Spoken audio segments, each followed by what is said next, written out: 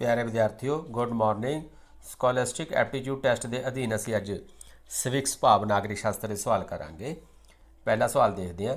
ਦ ਕੰਸਟੀਟਿਊਸ਼ਨਲ manuscript committee held dash conventions.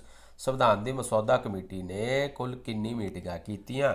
ਤਾਂ ਪਿਆਰੇ ਵਿਦਿਆਰਥੀਓ, ਉਸ ਦਾ ਰਾਈਟ ਆਨਸਰ ਹੈ ਆਪਸ਼ਨ 3 11। ਸੰਵਿਧਾਨ ਦੀ ਮਸੌਦਾ ਕਮੇਟੀ, ਜਿਸ ਨੂੰ ਡਰਾਫਟਿੰਗ ਕਮੇਟੀ ਵੀ ਕਿਹਾ ਜਾਂਦਾ ਹੈ, ਉਸ ਦੀਆਂ ਕੁੱਲ 11 ਮੀਟਿੰਗਾਂ ਹੋਈਆਂ ਸੀ। अगला प्रश्न देखो, fundamental rights are given in the Indian constitution under. भारतीय संविधान में मुढ़ले अधिकार दर्ज हैं। तो प्यारे विद्यार्थियों, संविधान की धारा 14 तो लैके 32 तक कुल 6 मौलिक अधिकार भारतीय नागरिकों को मिले हुए हैं। अगला सवाल देखो, the government lawyer are appointed by. सरकारी वकील को कौन नियुक्त करता है? तो प्यारे विद्यार्थियों, सरकारी वकील को सरकार और गवर्नमेंट नियुक्त करती है। Option 3 is the right answer. अगला देखो, सर्व शिक्षा अभियान इज। सर्व शिक्षा अभियान की सी पुत?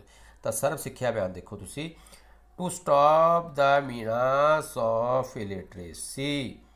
अनपढ़ता नूं रोकण लई सर्व शिक्षा अभियान स्कीम चलाई गई सी। अगला सवाल देखो, who is the real administrator of our country. साडे देश का असल मुखी कौन है? तो इसका आंसर है पुत ऑप्शन 3। प्राइम मिनिस्टर जो है भारत का वो असल मुखी है।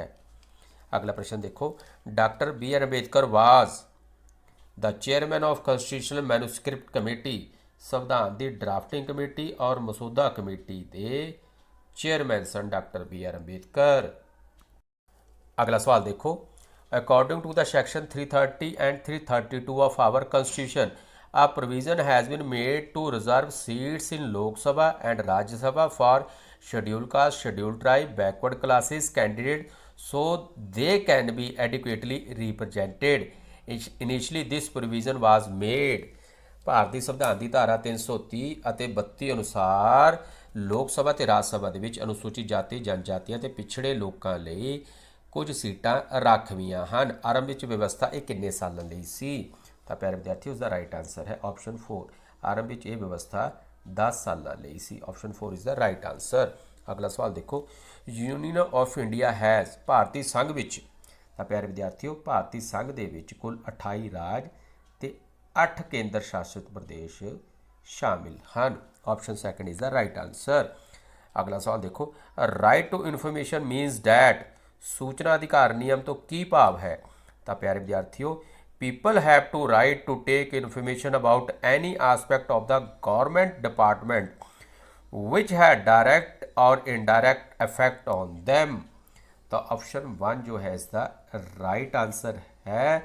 लोगों को सरकार के हरेक विभाग की सूचना प्राप्त करने का अधिकार है जो उन्होंने सीधे या असीधे तौर पर प्रभावित करती है। प्यारे विद्यार्थियों, राइट टू इन्फॉर्मेशन एक्ट के अधीन असी किसी भी सरकारी दफ्तर तो किसी भी तरह की सूचना जो तुहानूं लोड़ींदी है वो लै सकते हाँ। अगला सवाल देखो, in Rajya Sabha how many member retire after every 2 year. Raj Sabha में हरेक 2 साल बाद किन्ने मैंबर रिटायर हो जाते हैं? तो प्यारे विद्यार्थियों, राज सभा के 1/3 मैंबर हरेक 2 साल बाद रिटायर हो जाते हैं। Option 3 is the right answer. अगला सवाल देखो, India was divided in. Bharat की वंड कदों हुई पुत्र? तो भारत की वंड 1947 ਨੂੰ हुई। अगला सवाल देखो, how many duties are registered in 51 article of Indian constitution by 42nd amendment.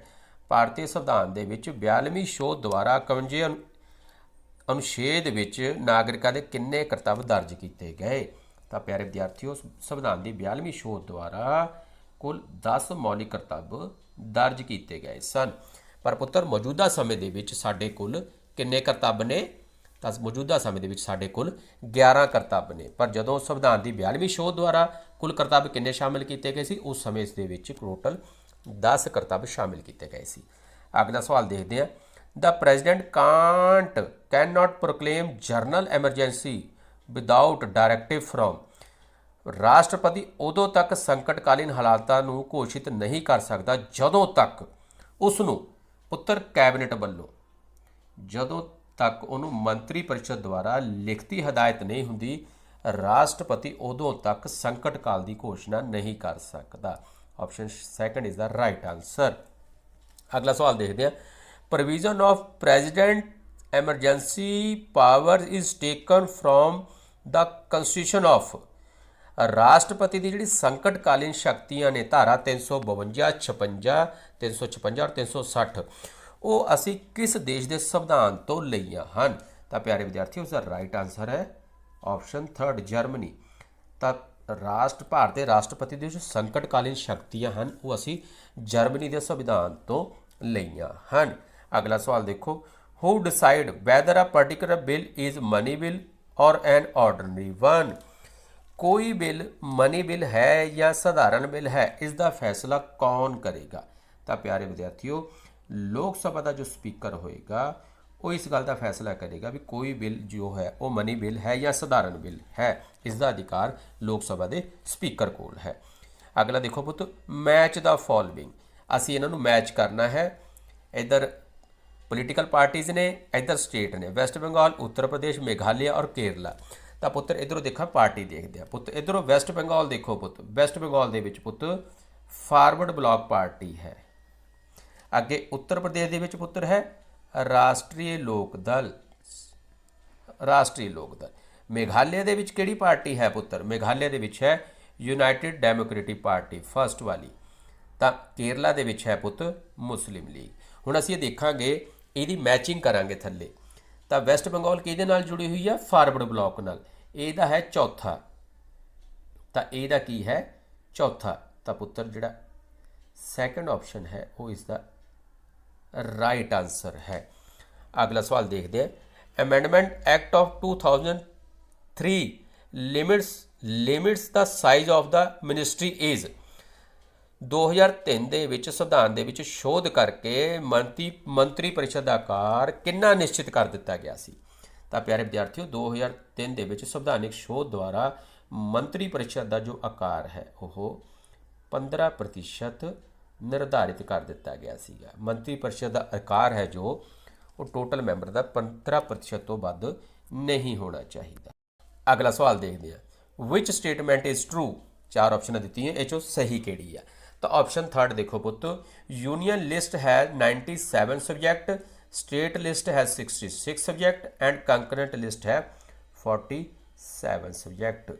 तो पुत्र ਜਿਹੜੀਆਂ ਸਾਡੀਆਂ 3 ਸੂਚੀਆਂ ਨੇ, ਕੇਂਦਰ ਸੂਚੀ, ਰਾਜ ਸੂਚੀ ਤੇ ਸੰਵਰਤੀ ਸੂਚੀ, ਉਹਦੇ ਵਿੱਚ ਕੇਂਦਰ ਦੇ 97 ਵਿਸ਼ੇ ਨੇ, ਰਾਜ ਦੇ 66 ਵਿਸ਼ੇ ਨੇ ਤੇ ਸੰਵਰਤੀ ਸੂਚੀ ਦੇ 47 ਵਿਸ਼ੇ ਨੇ। Option 3 is the right answer. अगला सवाल देखते हैं, who cannot participate in the election process of vice president. उप राष्ट्रपति की चोण प्रक्रिया में कौन हिस्सा नहीं लै सकता। तो पुत्र इलैक्टेड मैंबर ऑफ लोक सभा उप राष्ट्रपति की चोण के भाग लेंदे ने, इलैक्टेड मैंबर ऑफ राज सभा उप राष्ट्रपति की चोण के भाग लेंदे ने, elected member of legislative, yes बेटा ऑप्शन 3 है, elected member of legislative assembly के उप राष्ट्रपति की चोण के भाग नहीं लेंदे। Option 3 is the right answer. प्यारे विद्यार्थियों उप राष्ट्रपति की चोण के लोक सभा और राज सभा के मैंबर भाग लेंदे हन। अगला सवाल देखो पुत, there are dash member elected for Lok Sabha from Punjab. Punjab तो लोक सभा लिए कुल किन्ने मैंबर चुने जाते हैं। तो प्यारे विद्यार्थियों इसका राइट आंसर है ऑप्शन 1। लोक सभा लिए पंजाब तो कुल 13 मैंबर चुने जाते हैं। याद रखना पुत, भारत में उत्तर प्रदेश तो लोक सभा लिए सब तो वध मैंबर चुने जाते हैं। अगला सवाल देखो, naturalize citizenship can not be acquired by. राजकृत नागरिकता डैश राही प्राप्त नहीं की जा सकती। तो प्यारे विद्यार्थियों जित प्राप्त करके किसी देश के उत्ते हमला करके उस पर कब्जा करके असी नैचुरलाइज नागरिकता कुदरती नागरिकता प्राप्त नहीं कर सकते। मैनू उम्मीद है तुहानू नागरिक शास्त्र नाल संबंधित ये सवाल वधिया लगे होणगे। जेकर तुहाडी कोई क्वेरी है या डाउट है तो कमेंट बॉक्स के विच अपना कमेंट जरूर दिओ। प्लीज़ इस चैनल नू सबसक्राइब जरूर करो ताकि तुहानू समय समय ते वीडियोज़ की नोटिफिकेशन मिल सके। Thank you, have a nice day.